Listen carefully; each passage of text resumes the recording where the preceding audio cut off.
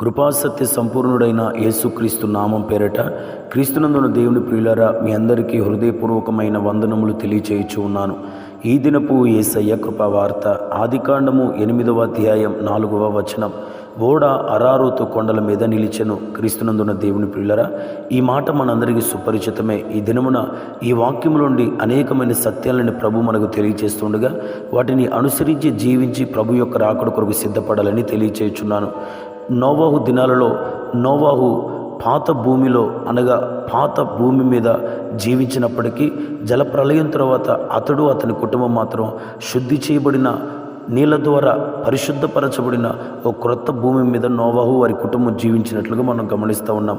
మనము కూడా ఈ పంచభూతముల మిక్కుటమైన మహావేంద్రముతో లయమైపోయి దేవుడు మన కొరకు సిద్ధపరుస్తున్న ఆ మహిమ కలిగిన సౌందర్యమైన యెరూషలేము పట్టణములో అనగా ఆ నూతనమైన సృష్టిలో జీవించినట్లుగా మనము ఈ ఓడ అరారోతు కొండ మీద నిలిచును అన్న ఆ వాక్యం పునరుద్ధానమునకు సూచనగా కనపడుచున్నది గనక మనకు దేవుడు నియమించిన 2వ వరసను పునరుద్ధానపు వరసలో మనం ఎత్తబడినట్లుగా ఏ అనుభవాలు కలిగి ఉండాలో ప్రభు మనకు తెలియచేస్తుండగా వాటిని మనం అనుసరించి జీవించుటకు ప్రభు మనకు కృపతో సహాయం చేయనుగాక.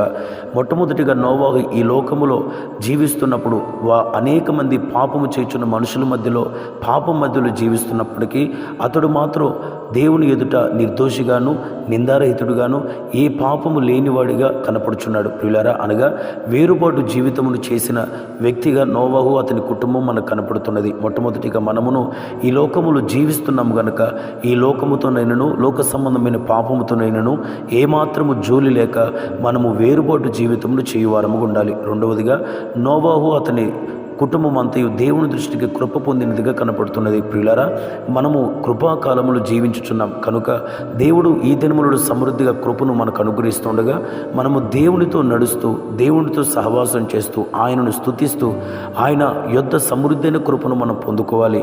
3వ మాటను మన పరిశుద్ధ గ్రంథంలో చదివితే మునుపెన్నడూ జరగని ఒక సంగతిని గురించి ప్రభు నోవాహుతో చెప్పినప్పుడు, అదేవిధంగా వర్షం కురుస్తుంది 40 రాత్రింబగళ్ళు అని చెప్పినప్పుడు దేవుడు చెప్పిన మాటను తూచ తప్పకుండా ఈ నోవాహు గారు సంపూర్ణంగా నమ్మి విశ్వసించాడు. ప్రియులారా, మనమును దేవుడు చెప్పుచున్న ప్రతి మాట యందు నమ్మికను కలిగి విశ్వాసం కలిగిన వారమై ఆ విశ్వాసమును బట్టి జీవించినట్లుగా మనం ప్రయత్నించాలి. విశ్వాసం లేకుండా దేవునికి ఇష్టడై ఉండుట అసాధ్యం కదా. కాబట్టి మనం దేవుని యొద్దకు వచ్చాం. ఆయన ఉన్నాడని నమ్మి ఆయన చెప్పే ప్రతిదీ నిశ్చయముగా జరుగుతుందని విశ్వసించి విశ్వాసం వలన మనం జీవించాలి. అంత మాత్రమే కాదు, 4వదిగా నోవాహు గారు దేవుడు ఏ కొలత ప్రకారం అయితే ఓడ నిర్మించమని చెప్పాడో ఆ ఓడని దేవుని కొలత ప్రకారమే కట్టాడు. ప్రియులారా, మనము కూడా మన ఆత్మ సంబంధమైన జీవితాన్ని మన కుటుంబ వ్యవస్థను దేవుడు చెప్పిన కొలత ప్రకారం కట్టాలి. అనగా వాక్యానుసారముగా కట్టుకోవాలి.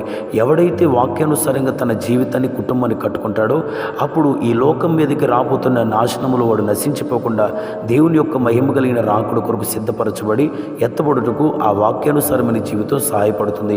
అంత మాత్రమే కాక నోవాహు గారు ఓడలోనికి వచ్చిన తర్వాత ఆ ఓడలో ఆహారం ఉన్నట్లుగా మనం చూస్తూ ఉన్నాం. అనగా దేవుని సంఘం అనే సహవాసంలోనికి ఓడలోనికి మనం వచ్చిన తర్వాత ఉపదేశం అనే ఆహారాన్ని మనం తిని బలపరచబడాలి. ఉపదేశం లేకపోతే మనం ఎలాగ బలం పొందుతాం? ఆ భోజన బలము చేత ఏలియా 40 రాత్రింబగళ్ళు ప్రయాణం చేశాడు. కాబట్టి మనం కూడా ఉపదేశం అనే ఆ భోజన బలము చేత ప్రతిరోజు మనం బలపరచబడి రాకడ కొరకు సిద్ధపరచబడాలి. మరొక మాటను మనం పరిశుద్ధ గ్రంథంలో చదివితే నోవాహు యొక్క ఓడలో పావురం ఉన్నట్లుగా మనం చూస్తూ ఉన్నాం. అనగా పరిశుద్ధాత్మకు సూచనగా ఉన్న పావురమును మనము కలిగిన వారమై ఆత్మచేత నింపబడుతూ ఆత్మాభిషేకం చేత నింపబడి ఆత్మచేత ఎప్పుడైతే మనం నడిపించబడతామో ఆ ఆత్మదేవుడు క్రీస్తు యేసును మృతుల నుండి ఎలాగ లేపనో అలాగే మన దీన శరీరమును మహిమతో నింపి మహిమ కలిగిన రాకడ కొరకు సిద్ధపరుస్తాడు. కాబట్టి మనం ఆత్మచేత నింపబడాలి. అంత మాత్రమే కాదు, నోవాహు గారు కిటికీ తెరచి కాకిని పావురాన్ని పంపిస్తున్నట్లుగా చూస్తూ ఉన్నాం. నీళ్లు తగ్గాయా లేదా అని. అలాగే ఇక్కడ ఒక సత్యాన్ని మనం నేర్చుకోవాలి. ఓడ యొక్క కిటికీ నిరీక్షణకు సూచనగా కనపడుచున్నది, ఎదురు చూపుకు సూచనగా కనపడుతున్నది. పేతురు గారు ఇలాగంటాడు కదా, దేవుని దినపు రాకడ కొరకు మీరు ఆశతో అపేక్షించుచు కనిపెట్టుకోవాలని. ప్రియులారా, మీరందరూ సిద్ధపడి దేవుని యొక్క రాకడ కొరకు ఎదురు చూస్తూ సిద్ధపడితే నిశ్చయముగా ఆయన వస్తాడు. కడబూర శబ్దం వినిన వెంటనే రెప్పపాటున రూపాంతరం చెంది ఆయన కౌగిలిలోనికి చేరి ధన్యత ప్రభు మనకిస్తాడు. కాబట్టి ఈ ఉపదేశంలో ఇంకా అనేకమైన లోతైన సత్యాలు ఉన్నాయి. మీరు కూడా ధ్యానించి ఈ ఉపదేశ ప్రకారంగా జీవించి మహిమ కలిగిన రాకడ కొరకు సిద్ధపడాలని ప్రేమతో తెలియజేస్తున్నాను. ఆమేన్. ప్రార్థన. సర్వోన్నతుడా యేసయ్య, నీకు స్తోత్రం. ఈ దినమున మీరు మాకు నేర్పిన కృపావార్తను బట్టి స్తోత్రం.